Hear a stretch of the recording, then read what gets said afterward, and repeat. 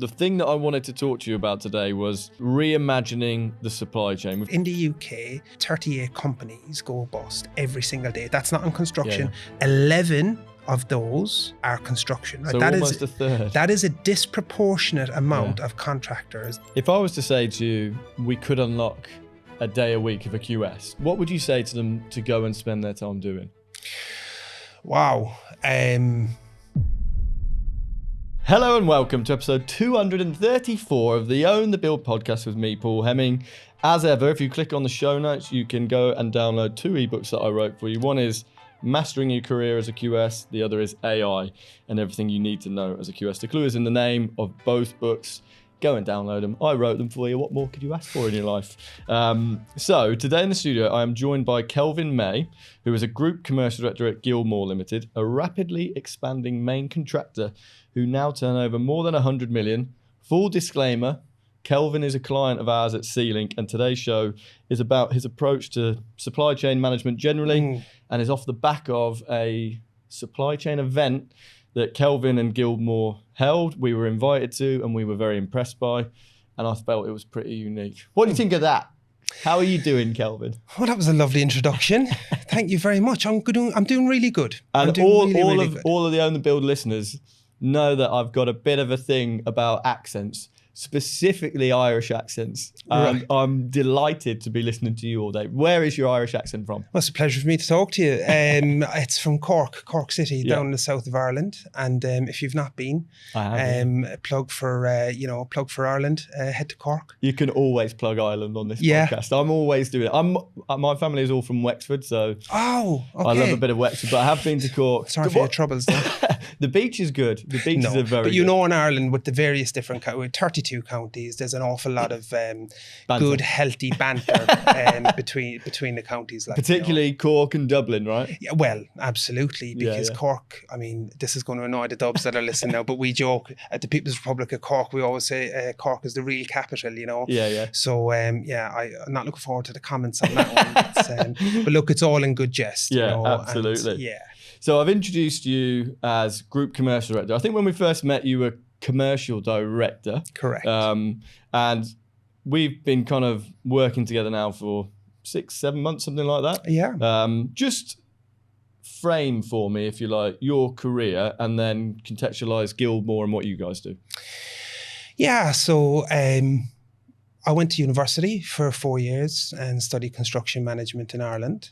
And then in 2010, I got a job as a graduate quantity surveyor with a main construction contractor. Management you went in as, not QS. Well, it's funny you say that. What happened? I know. It's really interesting. So you do 2 years kind of as your standard certificate. And after the 2 years in uni, you decide if you're going to go construction management or if you're going to go quantity surveying.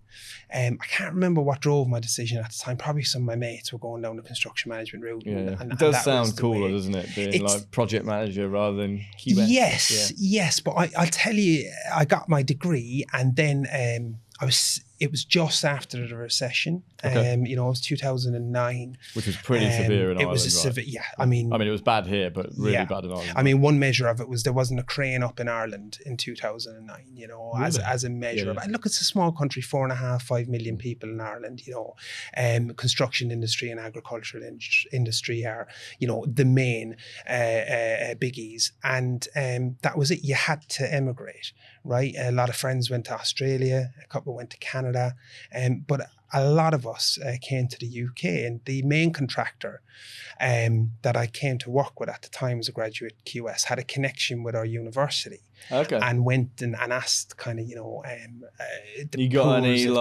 nice accented QSs who want to come over? Exactly right. So I went over and I had the interview for a QS, and there was a commercial manager there at the time, Ken Ingram, and real charismatic old boy, and he said to me, very wily fox, and he said, well, there's a bit of a problem here with your CV. I was suited and booted, absolutely petrified. I had my dissertation on the table, Honestly, I know what I'm doing. Honestly, I know what I'm doing. And he said to me, do you know what a variation order is? Yes. And he didn't ask me anymore. And then he went on to say to me, you do realise that your degree is in construction management, but this is a quantity surveying, graduate quantity surveyor interview. And I just said what any good young Irishman would say at the time. I said, oh, I know that, but I'll give it a red hot crack if I get the job, right? And you got it. And I got the job. There you go. I got the job, and I cut my teeth with that particular firm. They were turning over about 250 million at the time. Well, who were they called? It was Mullally's. Oh, okay. It was Mullally's, and what a fantastic place to learn your trade as a graduate quantity Was that surveyor. I forget the name of the chap who was interviewing there, but Ken. Was Ken like fundamental to your career? I reflect on the first 3 managers. I was really, really lucky. I was a trainee QS, and in my department there was a senior QS, and she looked after me amazingly.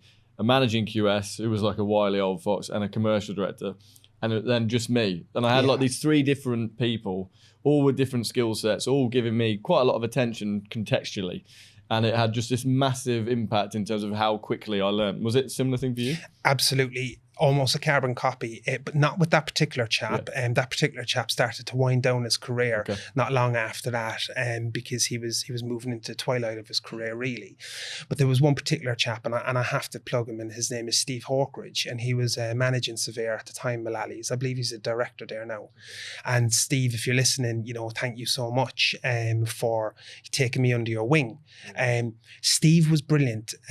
He gave me a lot of time. I remember he specifically said to me, look, it's a door open policy here. At the time, all the managers had like little offices, and I would badger him constantly with questions, and I would get stuff wrong. Did he regret that open constantly. door policy? He never said it. He's a very graceful chap. But Steve, I always say, Steve was critical to my career development. You need that, don't you? At that time, there's like no stupid question, but there's so many questions. Well, I say this: look, we bring apprentices through the company, and we bring trainees and graduates through the company at Guildmore, and I try to make sure that not only are they with, a really, really good senior QS or commercial manager, and we're blessed at Guildmore that we have great staff. We really are blessed. But the other thing is I try to make sure that they go on a project that is starting. And that was one of the things that happened with me at Mullally's. I went on to a scheme that was starting. I came on just as we were letting the piling package. Yeah. So I got to see the full lifespan, right the way through to the last lick of paint, and obviously how the defects get managed thereafter.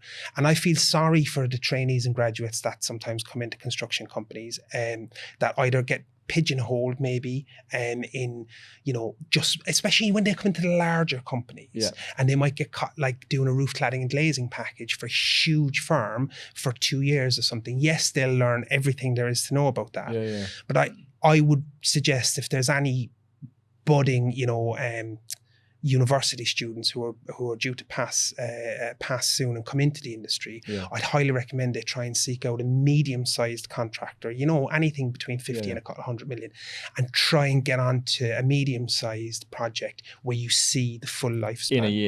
In a year or two, yeah. Because it's funny, because I've talked about my learning curve, if you like, and I've talked about getting a load of reps in really, really quickly, right? I was a subby, but we were like Velvac installers. We had 2 divisions. One was Velvac installation, one was big projects, which would be like £2 or £3 million packages for us, right? And in the first year, they kind of let me loose on all the Velvac ones, which meant I probably did, I can't remember the number, maybe 30 or 40 jobs of anywhere between like 50K and 200K, start to finish. They'd be like 6-8 weeks. And for me, my recollection there was, God, it was amazing being a subby then, because I did tender handover, notice to commence, applications, final account, retention letter, again and again and again and again and again, right? And I thought, God, it's loads better being a subby, because then when I was at Perma Stolisa, I was working on these big jobs. I was thinking, wonder what it's like for that trainee QS to be on that job, dealing with our package and maybe 1 or 2 other packages for 3 years. And it's like, you don't really get that. But I'm looking at it through my subby lens. What you're saying is, as like an entry point main contractor going to one where you're on like a 20-30 million pound job. Yes, if you can do that, it would be a great. And look, my background was predominantly at the time in residential. I was working in the special works department of Mullally's, and it was all new build. So I had I had a lot of good fortune in landing with Steve Hawkridge, you know, getting the job first of all without being a QS, blagging it a little bit. Landing with Steve Hawkridge, who was absolutely fantastic, and then landing onto a project that I really was able to kind of get my teeth into. You know, get your reps in and get it in and get that repetition and understand. And look, as time went on, you know, I spread my wings and I left Mullally's and I joined Guildmore. Yeah. And Guildmore is a family-run business. It's been trading now for 30 years. And I've been with the company 8 years. And it's been an unbelievable growth. You know, it's been a real journey. Look, Guildmore's owned by Engen Urtasun, and he is the CEO, and he's there every day and he's hands-on.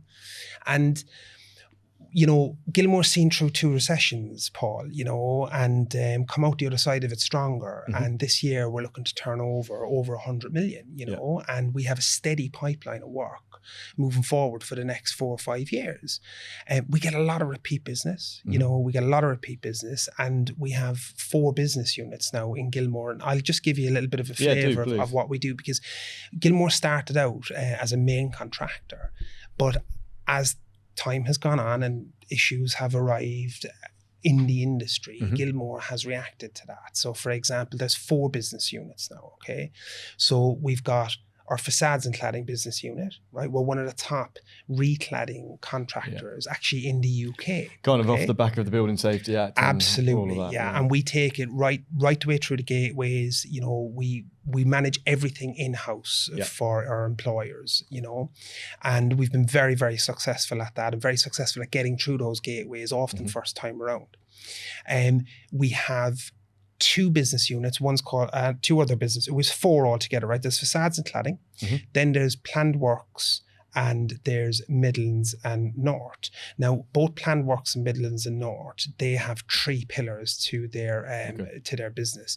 Essentially, it's the fire risk assessments and essentially fire remedials, right, in existing stock. It's retrofit and decarbonisation, and we're PAS 2030 accredited as well, which is quite an accolade, and that's managed under the PAS 2035 system, and also cyclical maintenance. So they're the 3 pillars. You know, you've got your retrofit, you've got your fire remedials, and you've got your cyclical maintenance. So that's planned works in the south and Midlands and North. In the Midlands and North. Come on, the Brummies. I know, come on, the Brummies. And the 4th one is our construction business unit, which was the original core. And from that is where everything has grown.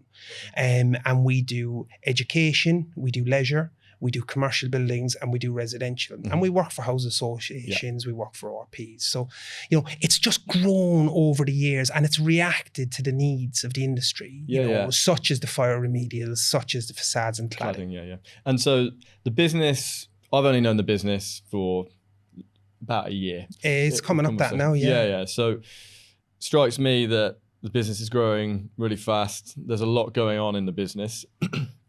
Just talk about the evolution of your role, because when I first met you, there wasn't a group commercial director. You became group commercial director. What does that now entail for you?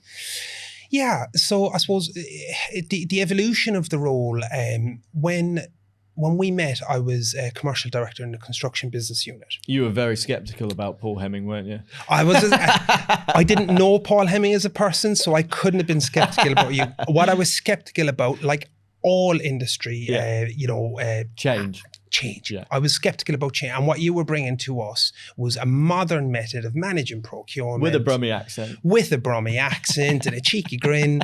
And I thought, whatever this fella's selling, scoundrel? I ain't buying. Right? You know? But that is very true. Credit where credit is due. Here we are. Right? And we've come on a journey together, you know, absolutely, and we'll touch on that a little bit later. But I suppose, long story short, I was commercial director in the construction business unit. At the time, the Plan Works business unit was relatively fledgling. I think it had about a year or 2 behind it. Okay. Midlands and North hadn't been derived at the time yet. And facades and cladding was booming. I rolled out a lot of new corporate governance in the construction business unit, right? And I homogenized a lot of our systems. Which is where you came from. Did you come from Guildmore Construction?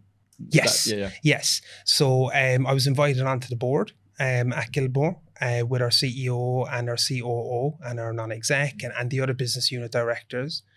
And from there, my role changed from just being focused on the construction business unit to having, essentially judicial oversight of all of the other commercial processes. Quite a lot to do. Yeah. I love it. Yeah. I love it. I really, really do. And I like being busy. And was that an aspiration, going back to you with a construction management degree, talking to Ron? Ken Ingram. Talking to Ken with that Steve as a Hawkridge trainee then. QS. Yeah. Did you think, because that was kind of what I thought originally, it was like, right, commercial director. My first commercial director I thought was amazing. I thought, that's what I want to do. I want to get to that position. Have you always thought that's the path that you want to go? Well, interestingly, roll back a few years when I suppose, yes, when you're a young QS, you always look at the chief surveyor and the commercial director, and that's your natural. I want that car. I want that car, and I want that office with that door, and ideally a dual aspect lookout, and then I'll have made it. But, as time went on, actually at Guildmore, I was business unit director in the construction business unit. And I was obviously involved heavily in technical ops, pre-construction, new business compliance. So I was across all of those. But it was the commercial. I was always being drawn back to the commercial stuff. QS, right, I could never lose that feeling of that protection of the commercial team. And I naturally moved into that commercial director role. Okay. And let someone, Garrett Phillips, who's a fantastic leader of the construction business unit, run that unit. And I was invited onto the board, and my day-to-day role. Well, I'm no longer procuring. I'm no longer ringing up subcontractors or supply chain, and I miss it. I sometimes miss the cut and thrust of it. I rarely get out to site these days, because I'm so involved in dealing with the governance, the contractual stuff, the amendments, the derogations, the administration of our contracts, and we have a lot. We have a lot of. I think we've got about 40 live schemes at the moment, all at different stages. Of course, and then how many, you've got lots of tenders coming in each week and so on, Yeah, exactly. We're always tendering for new work as well. So, once I came onto the board at Guildmore, the new brief, which I discussed with the CEO, Engen, and the COO, John Walsh, who's ex-Breyers, and he's been fantastic for Guildmore. I sat down with him and discussed, look, what is it that you want? Yeah. And essentially, it was, as we grow, we don't want to lose control. Okay? And what does that look like? So corporate governance, managing subcontract tendering correctly, aligning with the client correctly, making sure that the basics, like the contract upstream is signed, the contracts downstream are signed, the basics. And you can have Excel spreadsheets, and you can have lots of meetings, and you can try and spin plates and juggle and all that, but there has to be an easier way as you expand and as you grow. And a lot of my day-to-day management is associated with that. But the other thing, Paul, that I've always had a vested interest in coaching and teaching. And one of the things that I instilled when I was commercial director in the construction business unit, and now I do it group wide, is regular gatherings for all of the commercial team. There's about 40 people altogether in the commercial team. And we have once every 3 months, we have a meeting in the boardroom, and people have to bring in chairs and all the rest of it. And we put a topic up. So slides are prepped and a topic goes up. And it used to be me putting those topics up. But now I let the heads off commercial do that presentation. And essentially what we're doing is we're coaching and we're teaching and we're reiterating various different topics. It can be payments. It can be relationships with clients. It can be interdepartmental relationships, making sure, guys, you've got to attend the subcontractor progress meetings, the design team meetings, you've got to be there for that kind of stuff.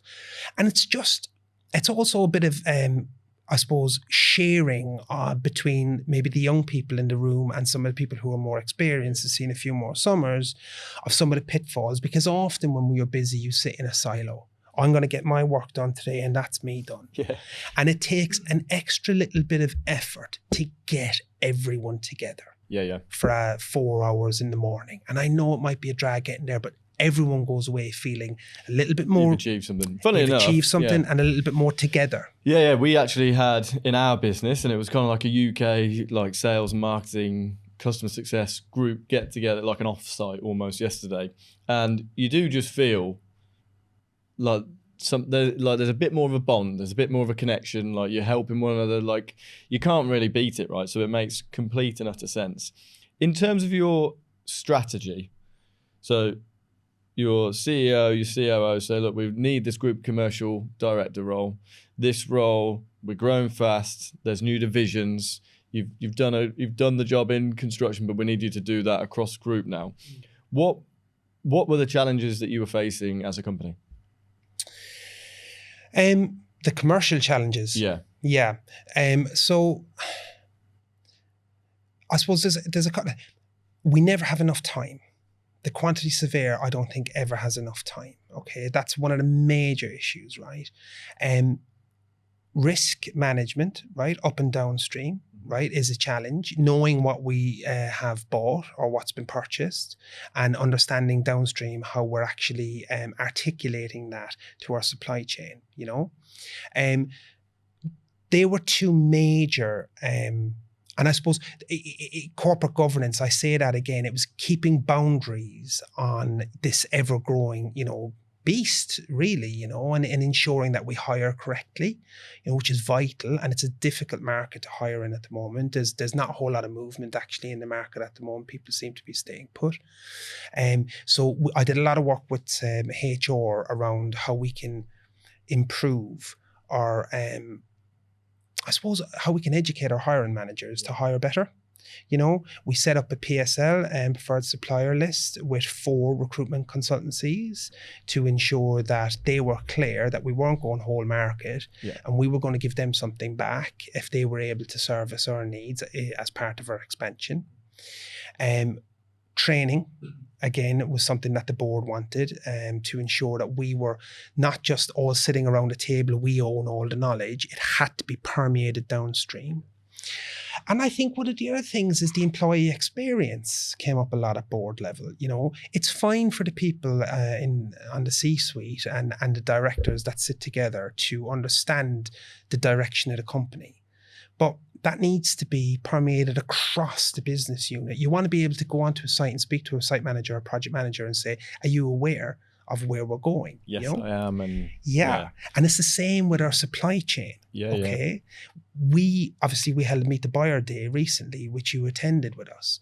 And, that was vitally important, because if our supply chain don't know where we're going, they don't know what we're interested in getting from them 100%. And what we're interested in giving back, then it affects the chain reaction that starts off at estimating stage. Do you know what I mean? So there was a lot came out of my appointment from day one. New contracts. We needed some new contracts, and we needed to keep up to speed with some CPD for all the team. So obviously JCT 2016 contract is the common one that's being used. 2024 came more out and more recently. And there's a fascinating thing actually around risk apportionment in the 2024 suite. A new contract has come out. I don't know, did you hear about this? The target cost contract from the JCT? No, it came out in 2024, but I think it was middle of this year when it actually you could download it. No one's talking about it. It's a completely different contract to the JCT. It's all about risk apportionment. Correct risk apportionment. Correct risk apportionment, sharing of pain and gain. Yeah. That's what this, and no one's talking about it, Have you had any tenders so far on that basis? We haven't even had any tenders on the 2024 JCT. Yeah, but I mean, look, 8 years went by. Right, from 16 to 2024, and the Joint Contracts Tribunal, which is made up of the best bods from the RIBA, the RICS, Legal Eagles, and various different supply chain groups. In the 8 years, it hasn't changed all that much. No, it hasn't much, has it? Now, Paul, you might say, well, look, Kelvin, what were you looking for? Well, look, okay. So relevant events, right? You've now got an epidemic is a relevant event. You'll get time for that. And there, that was the easy change, though. That was an easy one. It was kind of obvious, kind of expected, right? That happened. Let's put that in. Yeah. There's gender neutral language has now been adopted. There's a little bit of information around the around high-rise buildings, Building Safety Act, and notices. That still remains a little bit of a grey area, a bit of a chicken and egg. You can't get PC without having it sign off. You can't get sign off without PC. That's still being worked out. And some of the relevant events now become relevant matters as well. And there's a little bit more information around payment. All of it's likely to be just amended and derogated by your trowers, your, whoever, whatever solicitors are working for the employer at that time to readdress the risk to how it should be in their eyes, which is passing it one way. But look, with these changes, we have to constantly coach, educate the team. And I think when stay compliant, right? And stay compliant and stay up to date. And that's where your role at Group is you're overseeing all of it, which is quite nice. You detach yourself from the sites, as you say, and think like strategically how we're going to do things. One thing that you said, which I was interested by, which we hear more and more from main contractors. And in fact, one main contractor who we're speaking to has kind of said, the group commercial director said, my strategy is to unlock 2 days a week of a QS's time, because at the moment, QSs are wasting their time. Now, you've kind of said similar. You've also talked about wanting to hire, and it's a difficult market to hire, right? Just talk to me about some of the things that you personally in the past, or that you see your team have been not wasting their time on, but it's like a low value task that they are spending their time on, which you wanted to unlock. Well, I mean, there's probably 3 examples I could give you straight off the bat. I wouldn't say any of them are low value tasks, but I would say they all are, I suppose, antiquated in the way that we do. And it's not just us, all main contractors. It's procurement, managing change, whether that be upstream or downstream, and the amount of meetings that they have to go to, obviously being talking to someone who knows a lot about procurement yourself, it is an area that we don't ever have enough time. Okay, so let's start from the start. The contract we tender, we may have 4 weeks. We might have been graced with 6 weeks to put together a £20 million bid, right? On a JCT 2016, 42 pages of Devonshire's amendments, right? Soil investigation report, geotechnical, ecological, bird bats, newts, the whole shebang. It's all your risk, right? If you hit a Roman, it's on you. Okay, it's mad, isn't it? So we're in a lucky position. We've had 6 weeks now, right? In this particular example, it's a one-stager, right? Okay, which is it's difficult, and this is where the problem of time constriction. It's like a domino effect, Paul. Okay, so it's a one-stage tender. We hear nothing. We hear nothing. We hear nothing. We get a notice of intention to award contract, right? Everyone says, you need to start in 4 weeks. Brilliant. You need to start in 4 weeks. Okay. So you get your design team together. You've been given RIBA stage 3+ at best. So that's got to start, so you're straight away, you're in on the pile-in, you're looking at your pile-in, you're looking at your groundworks, whatever it may be.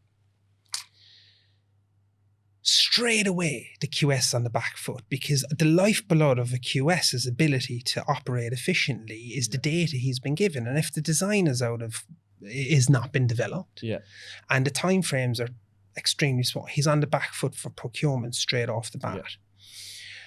On top of all of that, if we haven't got a pre-qual system in place, he may or she may then have to go and find subcontractors in that area that can actually price this work, or hope that the estimator had 50% quotes and 50% just done on rates, or previous jobs, because time dependent.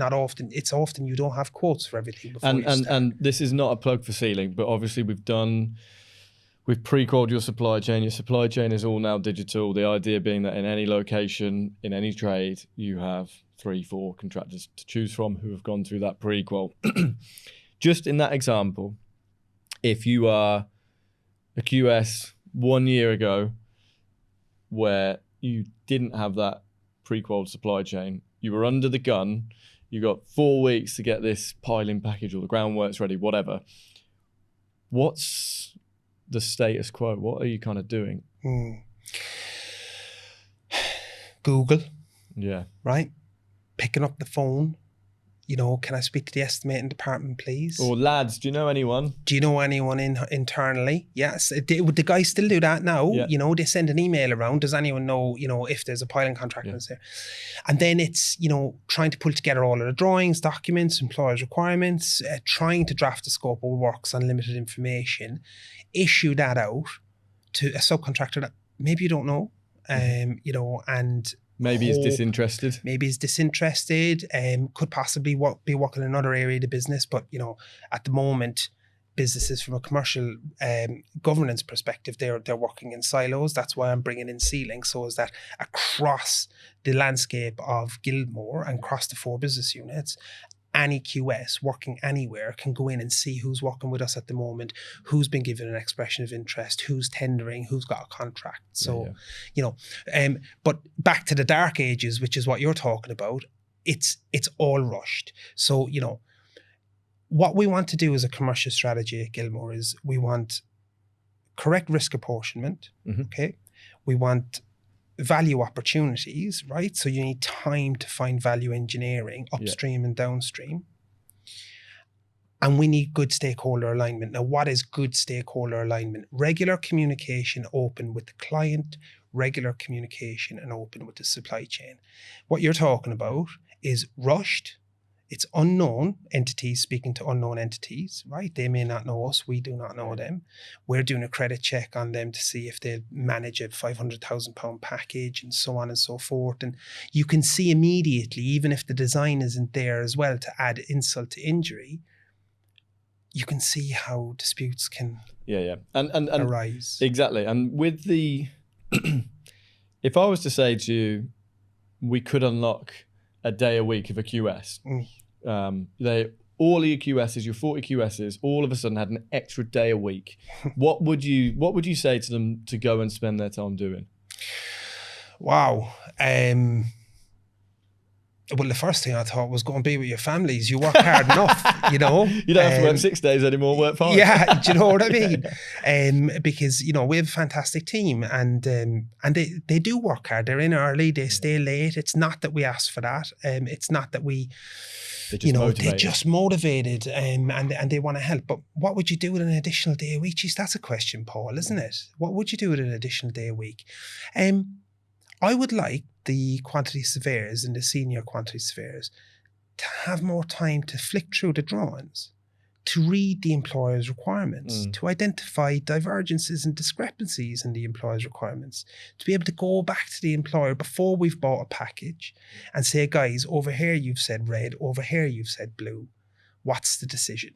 You know, here's an RFI and we need a response by day X, otherwise there's a bit of an impact on the program. All of the good stuff, right? Yeah, all of the good stuff that takes time, you know, and bandwidth and headspace. Yes, and record keeping as well is vital. And I'm not necessarily talking about litigious record keeping, just the basic stuff. I mean, the guys and girls that we work with, you know, I'm always banging on about don't be working off your laptop, save it onto the system, because, you know, if anyone goes in there, if someone moves on or if someone's hit by the proverbial bus, you want to be able to open the system and see the records and stuff. But in the melee of rushing, which happens, you know, set off by that domino effect of not getting enough time at the very start, often stuff gets missed, it gets misfiled, it doesn't get put in the right place. And when you need to rely on something later, an agreement or whatever, it isn't there. But, you know, you also have to look at... you know, you talk about finding an extra day a week, you know. I think about clause 2.11 in the JCT. I'm going to bore you for a minute, right? No, I love clause 2.11. Clause 2.11. Come on, hit me. Who's responsible for the employer's requirements, right? And the contractor in the baseline JCT is not responsible for the contractor's I mean, I was a subcontractor, right? Yeah. So I didn't see too many main contracts, but I'm guessing most main contracts get amended so that you are responsible. Always. Which then means the QS needs even more time to be able to understand what he's responsible for, because he's only just got landed the job.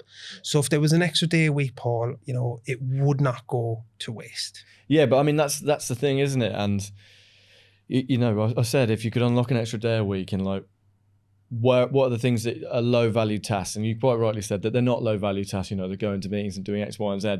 But where is the real value? Like, where can you really drive the most commercial impact as a QS on a job?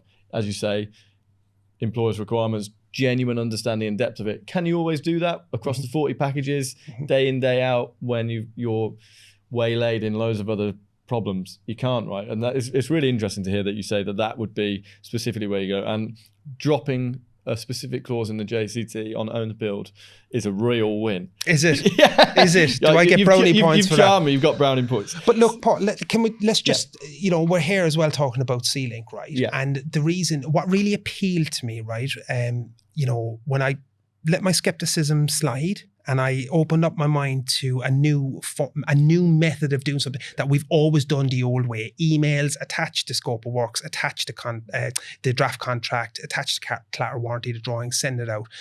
You kind of enlightened me to a new way of doing it, right? You said, look, Kelvin, we have this platform, we have C-Link, right?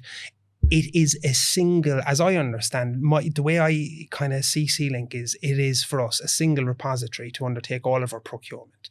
So we are able to put all of our drawings, specs, CSA, everything into one place, just drop a link in, issue that out to the supplier, right, who's already been pre-qual on the system because you've taken care of all of that. You've checked CHAS, EXOR, construction line, ACLES.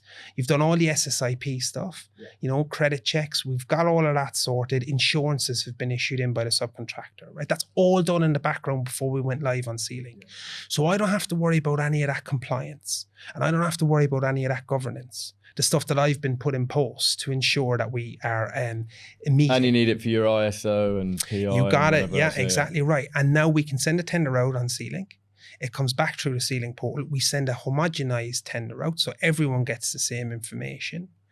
It comes back in. What I love, and you only showed this to me recently, is this AI. And I tell you, the team, when you showed it to us recently, right, the fact that C-Link can analyze the return tenders for a trade and give a narrative which says to the QS, by the way, perhaps contractor 2 and contractor 4 may not have allowed for return visits, X, Y, and Z, whatever. It can analyze that. And we're moving into the age of artificial, well, we're already there, right?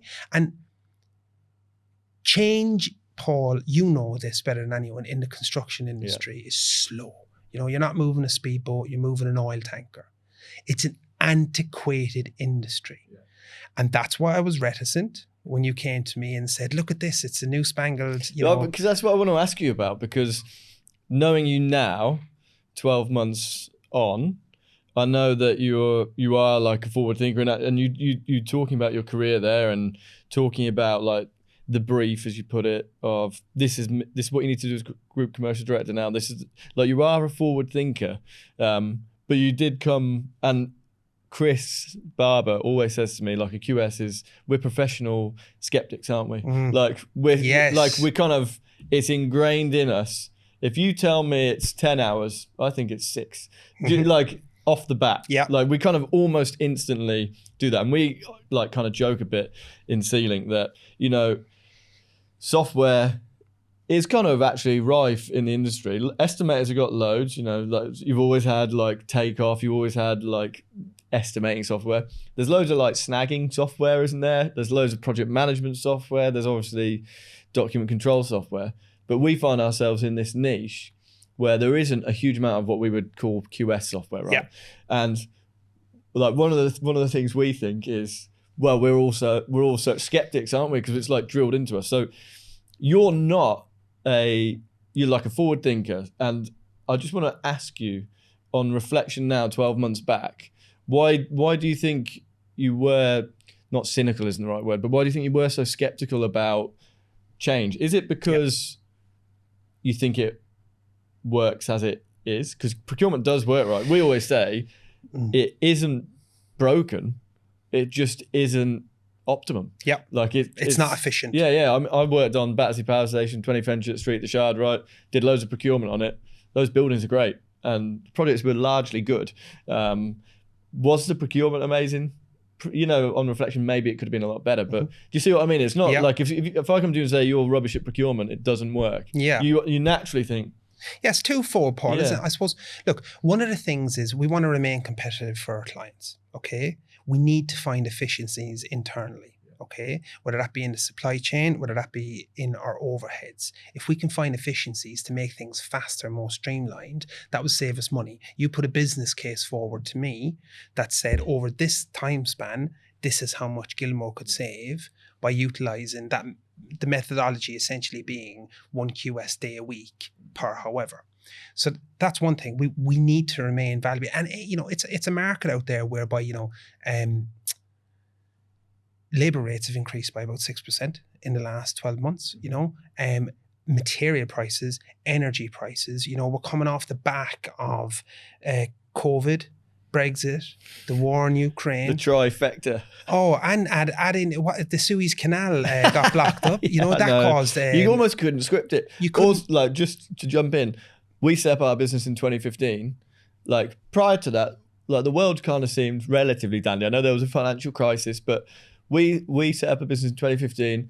Brexit, COVID, war in Ukraine, like the world has just imploded. But how you're still here is a testament to your tenacity and your ability, and such was on show when you turned my head, you know, and someone who was brought up through my whole career in contracting was done the old school way. So one was efficiencies, right? That definitely made my ears peak. The second thing was, you know,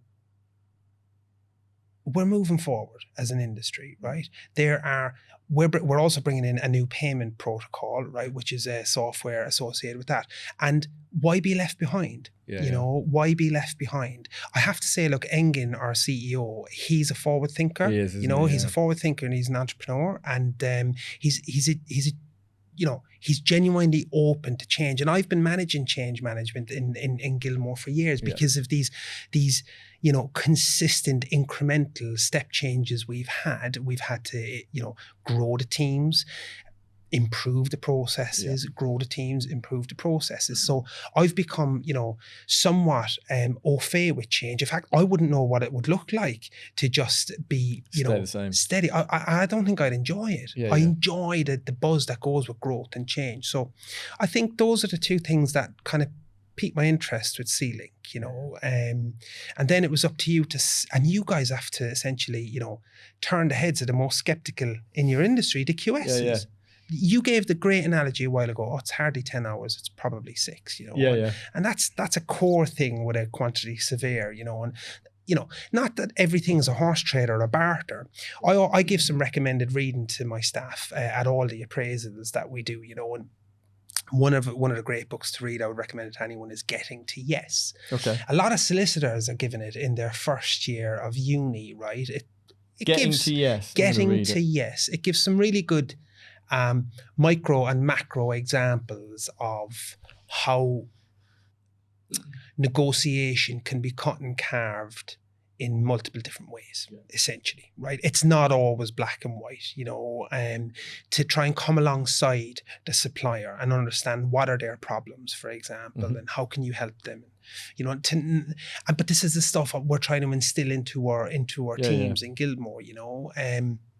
There's another great book. It was actually suggested to me by Engin years ago, and I always give it as reading. It's called Bulletproof. No, that's another one, but this particular one is called Extreme Ownership. Okay. Jocko Willink and Leif Babin.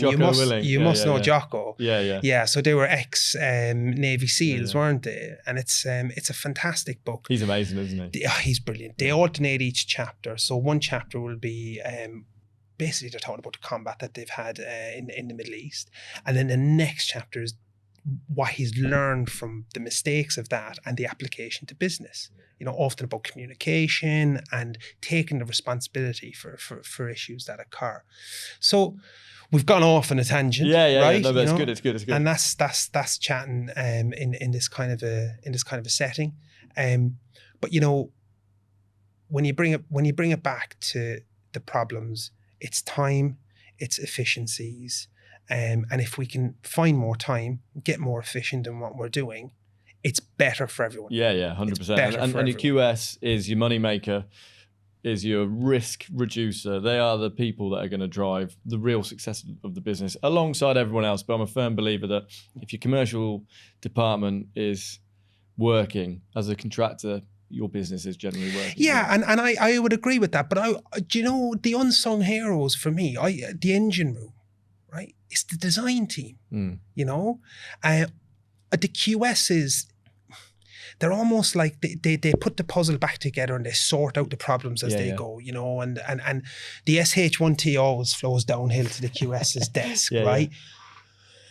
But if you've got a well-oiled, well-orchestrated design team, you know, that really like support the architect, the structural engineer, the mechanical electrical engineer, they're the primary consultants, and, you know, the secondary and tertiary consultants, your fire guys, your acoustics.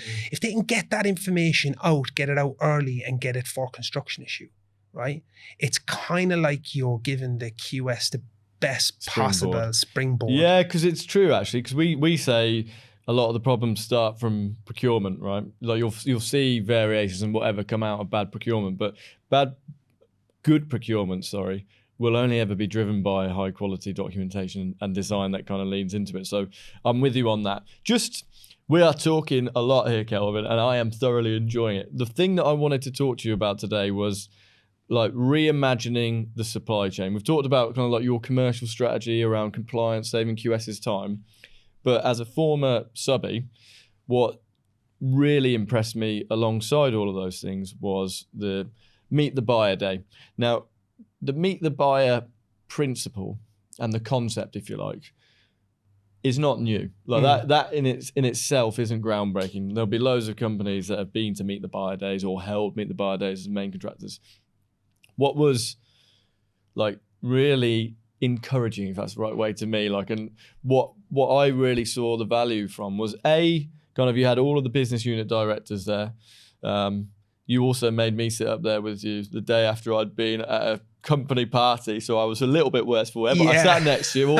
You said, yeah, come on up, and I did. But all jokes aside, so you kind of had every business unit directors, like, effectively, to paraphrase the story, it was, this is who we are, this is what we've built, this is where we're going, and we want a supply chain to come along with us. Now, that message quite often doesn't happen from main contractors, and like you said earlier, like subbies are kind of just in the dark, don't really know in the same way often employees are. So first thing, that was a big tick. But actually what I found really impressive was when you got up and you spoke and you kind of did what I've never seen a main contractor do before, which was effectively kind of say, look, we know we're not perfect, and we know that there's things that we need to improve, and we're here to listen, right?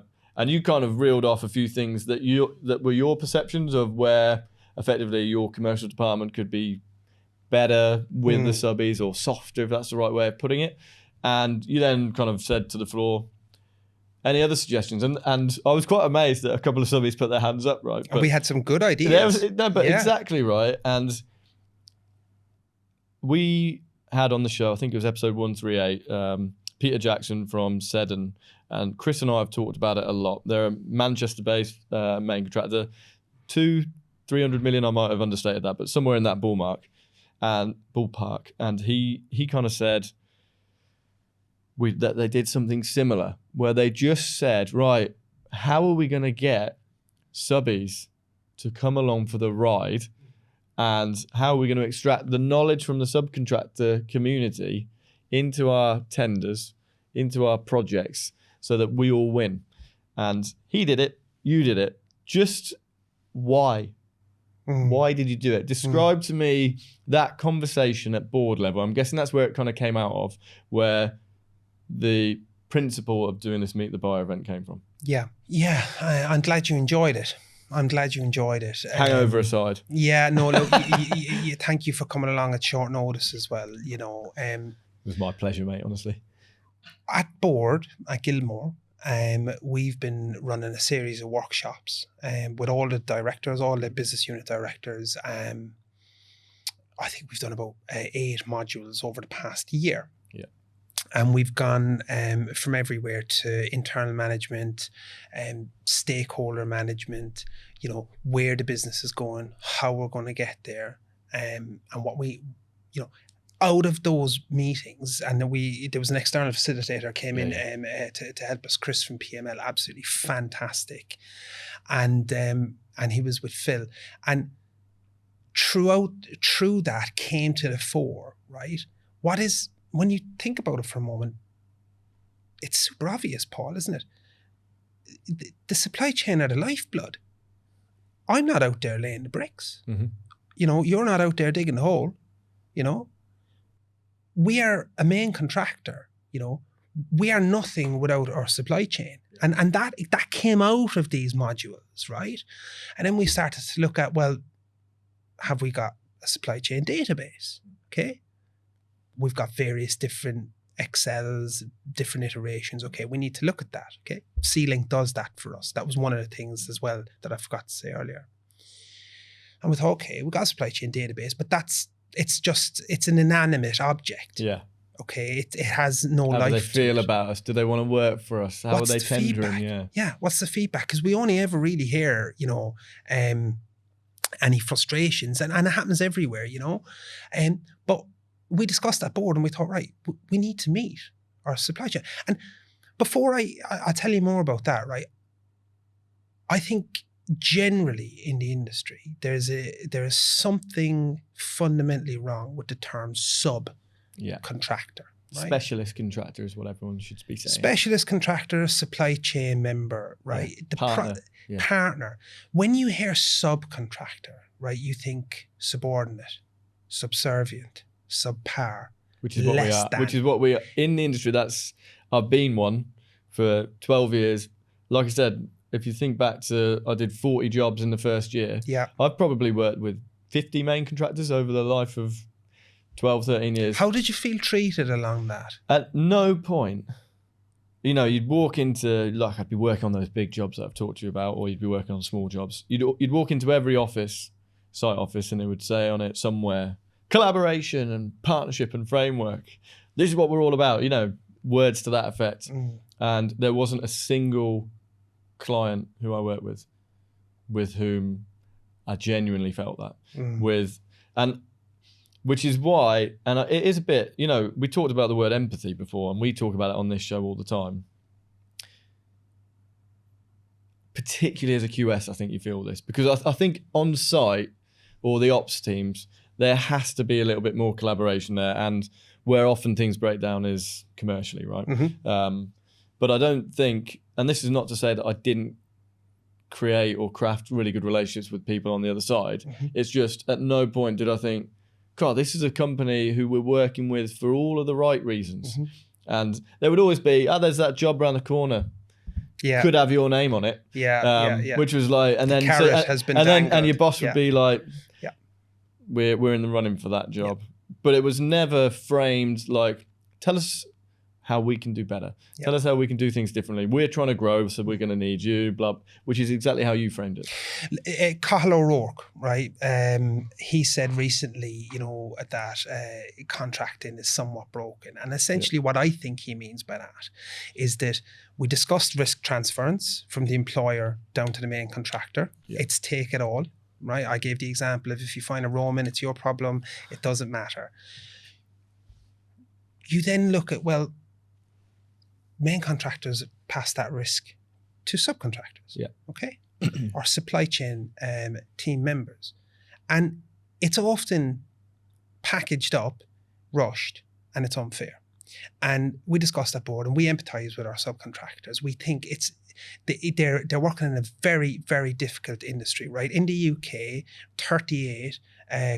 38 companies go bust every single day. That's not on construction. Yeah. That's just We'd be a decent share of it, though. 11 of those are construction. Right? So that almost a third. That is a disproportionate amount of contractors are going down on a daily basis in this company. Right? So that's like 30% of the companies, and we're 7% of GDP. So there you go. There you go. Now, a lot of that is attributable to payment and a lack of payment, right? And this is one of the things that I wanted to get across at the Meet the Buyer Day, okay? So, we've had the prompt payment code, you know, and now we have the fair payment code, right, which is stemming from the Department of Business and Trade, as it's a voluntary, I suppose, movement scheme, which contractors may or may not subscribe to. Now, what's coming in soon is they're going to start legislating that you need to pay within 45 days, and if you don't, you know, 8% inflation can go on top of that particular bill, right? So the government is looking at this and going, right, a lot of these contractors are going down because of cash flow, okay? And it's not that the main contractors don't have the money, it's just that it's getting held up, perhaps because of bureaucratic reasons. But also, is there an argument to say, playing devil's advocate here, that in some cases the main contractors don't have the money? I.e., like, you're kind of shifting, not Guildmore, but as a community, let's say, that for some main contractors, the next job is kind of funding some of the back end of the previous job, if that makes sense, where there's some... I wouldn't know what that looks like, to be honest with you. We're lucky in the way that we manage our cash at Guildmore. You know, I'm sure that happens. I am sure that happens. But, you know... I worked with Carillion on Battersea. Oh, well, there you go. You've had your fingers burned then, you know, and look at Henry Construction as well, recently as a contractor. But I suppose the message we wanted to get across at the Meet the Buyer Day was not just... Look, you're not going to put 20, 25 grand into booking a room and inviting almost 200 contractors to the table with you across all different trades, you know, from groundworks right the way to the last lick of paint. You're not going to do that just because you want to put a poster up on the wall somewhere to say that we collaborate, right? We're doing that, Paul, because we are looking at our order book, we are looking at the next 5 years, and we're going, right, we need our lifeblood on that journey with us, you know? And it is ultimately so wrong that, you know, suppliers to the main contractors get treated so poorly, right? And that's why they're going down. And it shouldn't happen. And we wanted to get the message across that, you know, we understand your plight. We understand you've got tax bills. We understand you'll have quarterly VAT returns. We understand you've got wages to pay. We understand you've got cash flow issues. You've got your own suppliers that you might have only 30, 45 days credit with. We understand that, right? Which means that we're letting our supply chain know that if you work with us, we are going to do everything that we possibly can. Within reason, right? And to the best of our ability. And sometimes that is, you know, the onus is not necessarily on us, it's on how we manage our contract upstream as well. It's a two-way street. You know, it's a two-way street.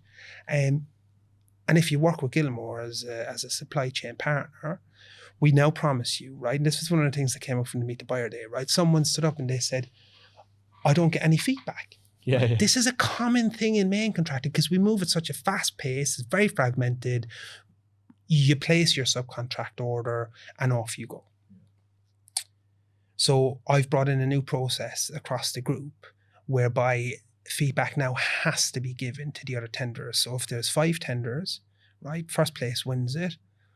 But I have set a gateway in the company as a I suppose a process that it cannot go to the order placement stage with 1 if 2, 3, 4 and 5 haven't been given feedback. And what does that feedback look like? Well, look, we're not based, it's generally around price, right? And information around what they've missed and, you know, some post-tender clarifications they maybe didn't pick up and stuff. So, you know, that was the message. And I'm glad that message landed, it really did. Paul. As a former subby. I guess it helps that I know you. So I know, like, empathy is actually something that you seriously think about and actually you care about the future of course you care about the future of your business, but what doesn't always translate down is, as a main contractor, that therefore means you need to think about the future of the 200 supply chain businesses that you work with. And but sometimes it's out of sight, out of mind. And, and when we spoke first a couple of weeks ago about this, and you said, look, you know, Kelvin, I might ask you a question around why did you do it? My first answer to you was, you know, we empathize with our supply chain. You know, when my phone rings and a supplier says, look, Kelvin, you know, this has happened and can you do this instead of that or whatever, I want to go out of my way to sort that out. That person has a family. right? They have a weekly wage bill. Yeah. You know, they might be putting their own equity into it. They might have mortgaged their own house to get, you know, to where they are, and they might owe money and whatnot. So we want to support those people. You know, we want to support them, because ultimately, when the time comes when we need a quick turnaround, we need someone, they'll give it to you. They're there. Well, this is what I always found fascinating.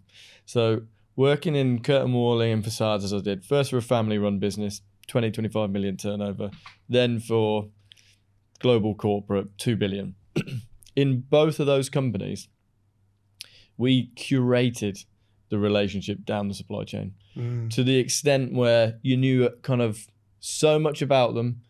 You knew, like, you had like these agreed payment terms, these agreed like principles between you, where when the SHIT did hit the fan, you thought, oh my God, I'm going to call Bob, and Bob is going to sort me out, and he's going to get me out of this hole, right?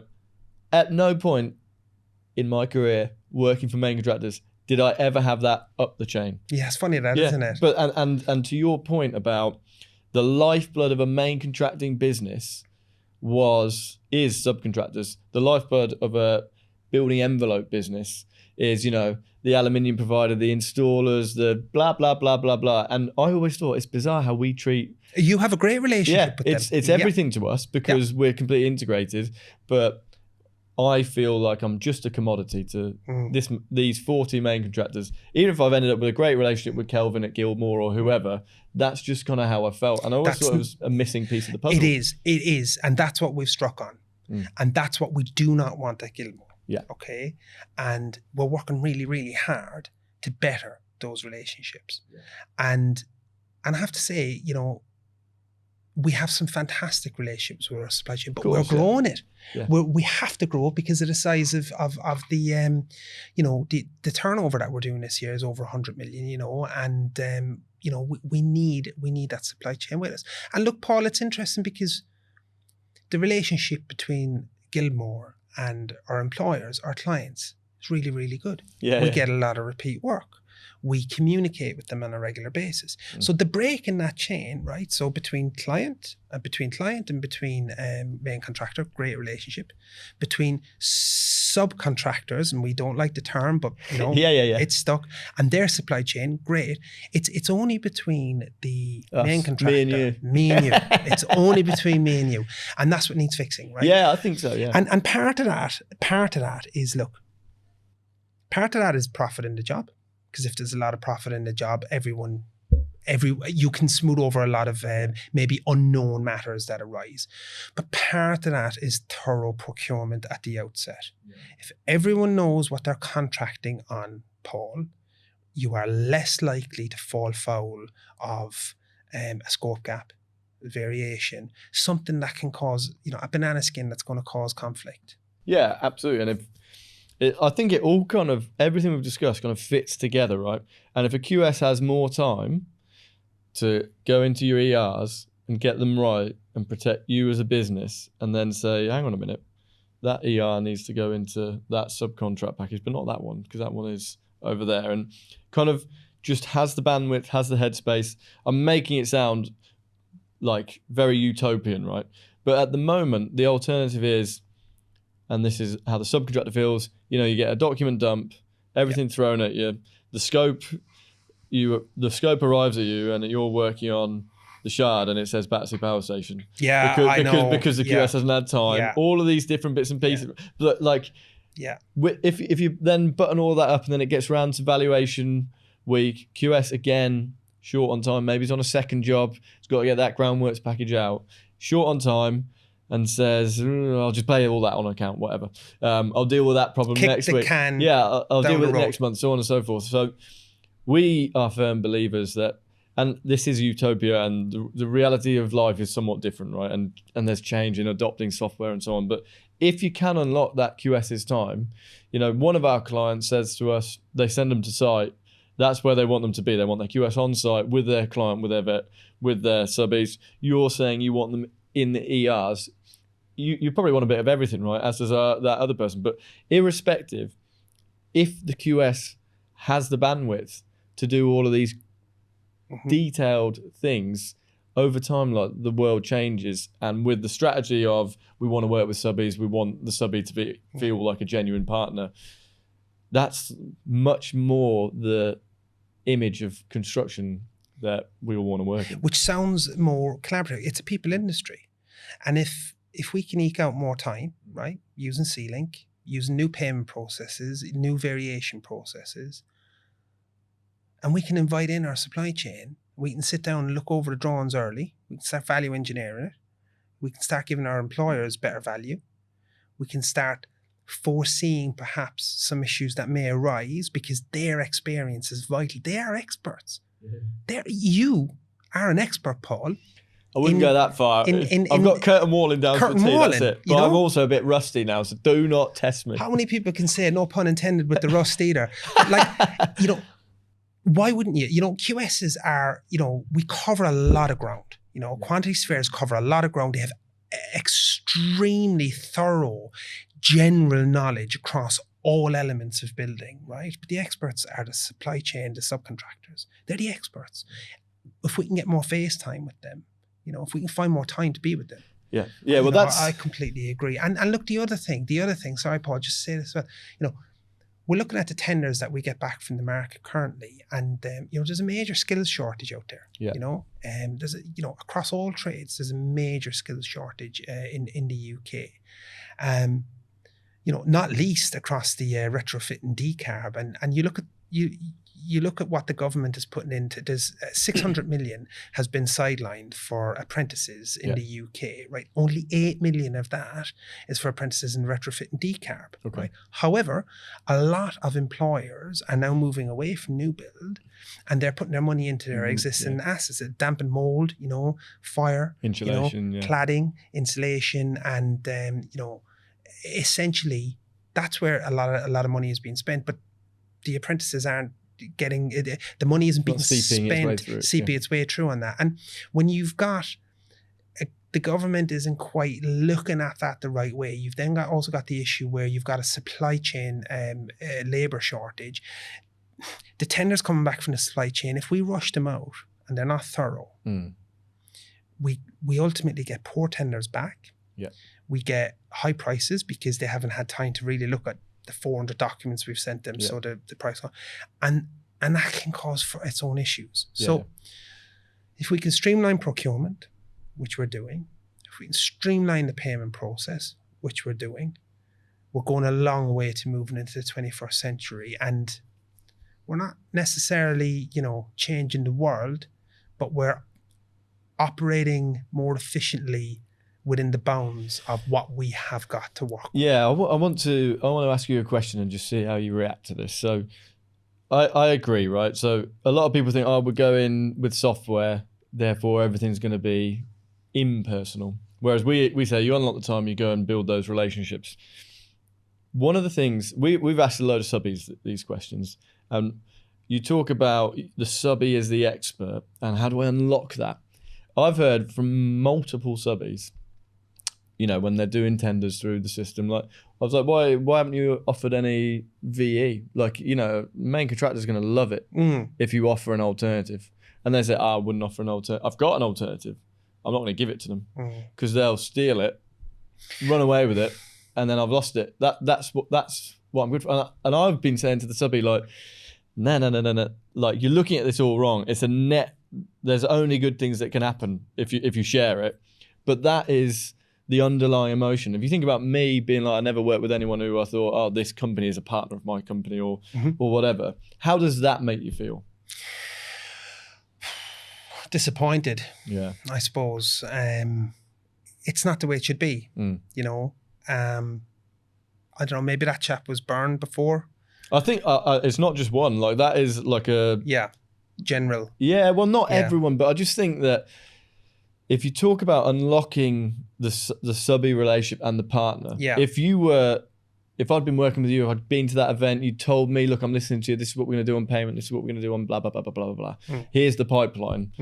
But what I want from you is, share your VE, I'll bring you in early on a job, I'll bring you in against 2 others, only ever 2, I'll bring you at tender and we'll take you through, or whatever it is that you guys are trying to curate. I'll give you that information. And if you think about how bad the margins are, and just that one person on that one job saying, I've got a great idea for this job, it will save 4 weeks and 40 grand. I ain't telling them. It tells you where we are as an industry, doesn't it? Well, it does. There was a paper brought out, I think it was in 2022, and it was underwritten by the Construction Leadership Council, and it was called Trust and Productivity. The title says it all. Yeah. It's an 83-page document, right? I've scanned through it. It's focused at developers, main contractors, and subcontractors. And essentially, it's addressing that massive elephant in the room that you just touched on, trust and productivity. Because if there was trust in that instance, it sounds like the answer would have been given. It would have made everything more productive and more efficient. For the main contractor, the client, the project, everything. Exactly right, And value engineering, we invite that. So when we send out our tenders, we ask as a bottom line, please come back with some of your ideas. We'll then meet with kind of top 2 or 3, and we'll try and discuss and elicit from them what they and we get some really, really interesting suggestions. For example, if you have piling and you have a slab on the ground floor and you've got pile caps, there might be 300 pile caps. One recently was, get rid of all of those pile caps. Here's how much you're going to save on the labour and the carpentry of creating all of them, and thicken up the slab, make a monolithic pile cap, right? We ran the numbers. This is all over my head, mate. Listen, I'm Irish. If it's anything to do with digging a hole. I'm half Irish, I should know, but I only know curtain walling and I barely know that. So, and just some of the ideas that when you listen to the supply chain, the experts, you just go, you know what, guys, we really need you on board. Exactly, yeah. It's not rocket science, is it, in some ways? It's like, how do I tap into everything you've got? And there's 3 great opinions here from the supply chain to actually curate the scope, make the scope better, make the program better, make the overall package better. You might not all get it, but give me that information. I'm completely with you. When you were working yourself for a subcontractor, if you can think back, what was the one thing that you think, when I worked with main contractors, you don't have to say the name, but this particular firm, they did this one thing well, and that's always stuck with you and resonated? That is a good question. I haven't got much. Good question. I think were you treated particularly well? Was there one particular QS that was particularly communicative, maybe? I think that what I always appreciated and what I always tried to do as well, and it must have been from one of the early projects, was that kind of, I was in, like that first meeting, like QS to QS on a job, the job's won, and you're kind of going in for that first meeting. And a main contractor kind of sat me down and said, this is the project, you're an important piece of the project, but I've got this challenge, and this challenge, and we will always pay you on time. If anyone ever messes you around if accounts mess you around on payment, you tell me and I'll sort you out. And that's that stuck with you. Yeah, very simple thing to just get off my worry list, because we would always do that for our subs, right? We'd always make sure they were paid, because like you said earlier, if you're not getting paid on time, it's just another layer of bureaucracy that you've got to go through. So unnecessary. Yeah. So he kind of set that out, and he set out to me, he was like, I want to meet you, this is like a 12-month job, I want to meet you as a minimum once a month on site, and we'll walk the valuation together. And I do that with all of my subbies, and if you do that with me, you will get a much better so he set his stall out early. Yeah, he literally said to me, these are kind of my expectations. He asked me what mine were, and I would have said to him, I want to meet you once a month and blah, blah, blah, blah, blah. But actually for him to say it, and for him to contextualize the reason why he wanted to meet me was so that my valuation was correct in the context of I'll always get you paid on time.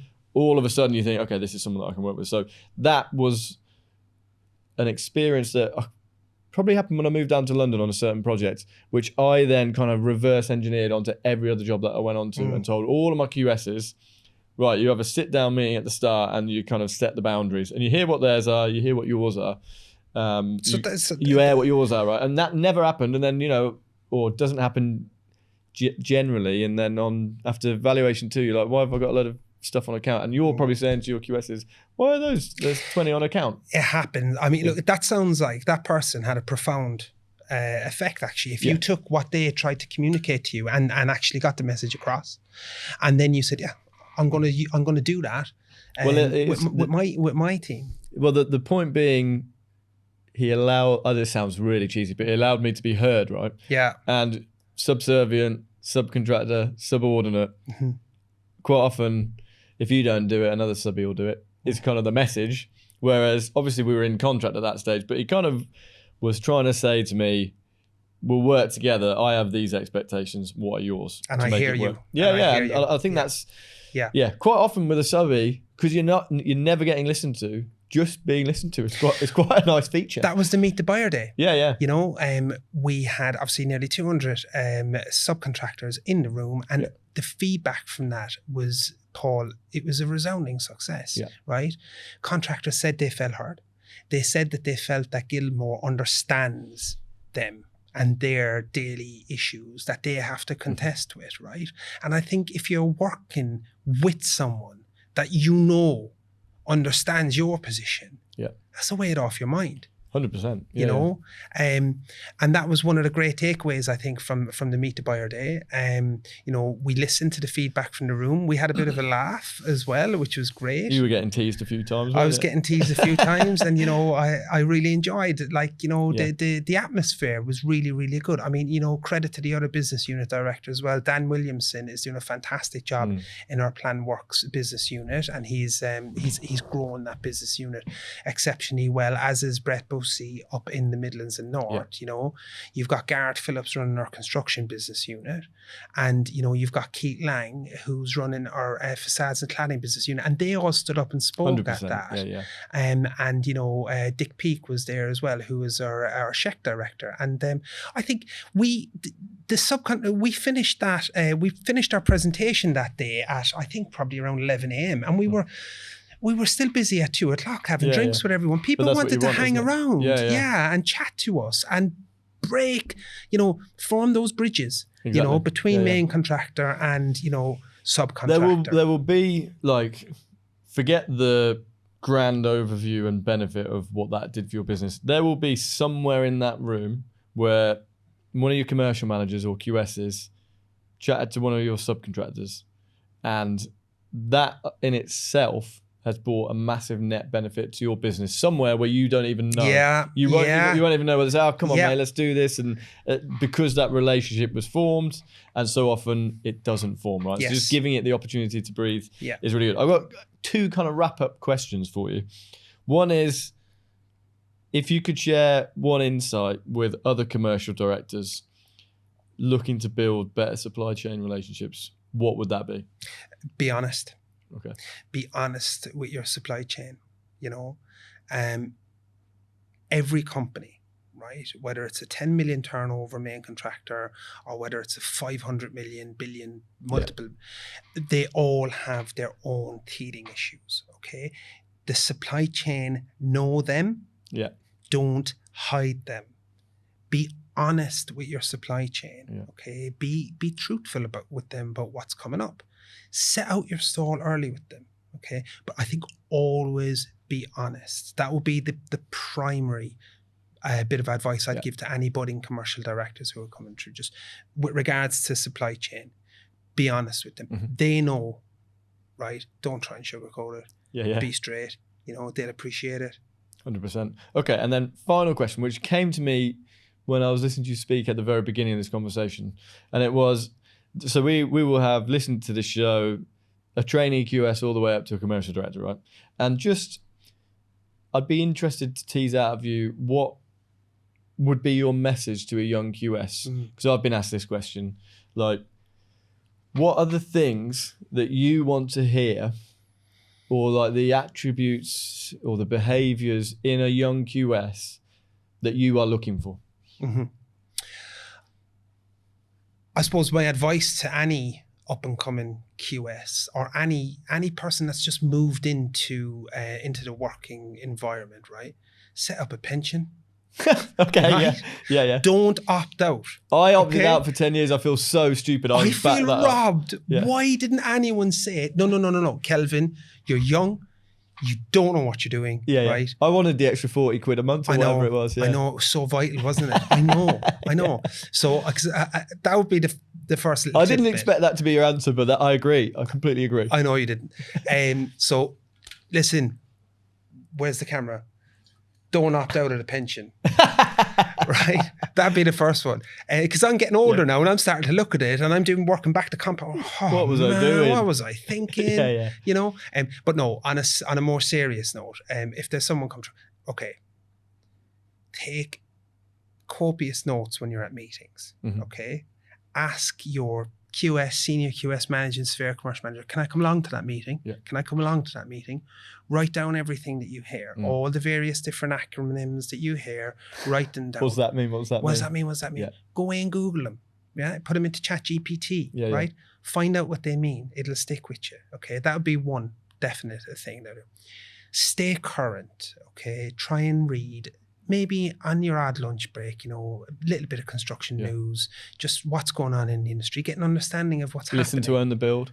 You gotta subscribe, right?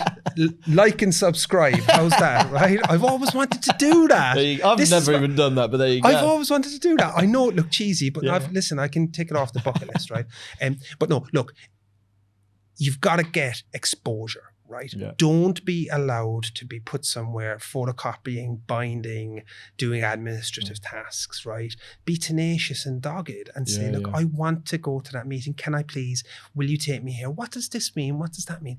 Be curious. I think you guys said it on another podcast, right? One of the key attributes to quantity surveyors is curiosity.